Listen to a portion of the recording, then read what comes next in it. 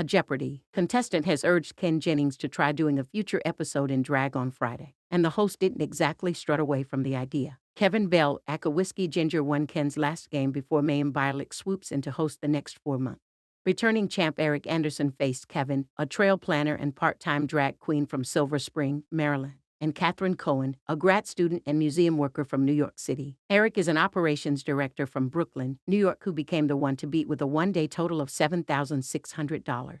It's been a low-scoring week on Jeopardy, all around, with 5 one-day champions and 10 triple stumper Final Jeopardys out of the last 20. But on a lighter note, Kevin stole the show during his Q&A, with Ken revealing he also goes by Whisky Ginger. His drag persona is a spicy redhead.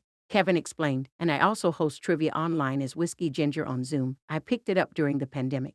And you've got a very talented makeup crew here, Ken, and I was hoping maybe one day we could convince you to do it here as well." Della double. Ken burst out laughing and collected himself to respond he had a name in mind. "I was trying to think of a good Jeopardy themed drag name. Maybe Della double. This Ed information might be nice too," Kevin replied. Ken concluded enthusiastically, "That's nice. I invite you to brainstorm, Kevin. This is not my world." One fan wrote on Instagram, "This was sweet. Ken bantering along is a nice little moment of acceptance." Others offered drag personas for Ken of their own. Clue Ella DeVille, Miss Jeopardy host. Ken Jennings, "Great story. Excellent inclusion by Jeopardy!" 2 wrote a fifth.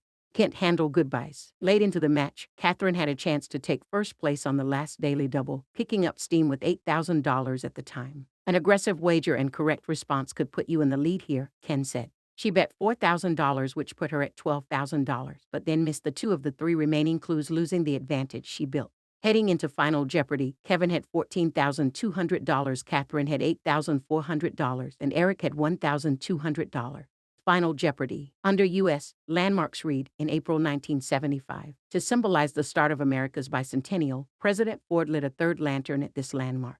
Surprisingly, perhaps to National Treasure fans, everyone was incorrect and no one guessed Old North Church. Ken explained, "No, President Ford went to Boston and lit in the Old North Church, where the 1 if by land, 2 if by sea lanterns had been lit by Paul Revere." Kevin dropped $2,601 to win with $11,599 and a big smile.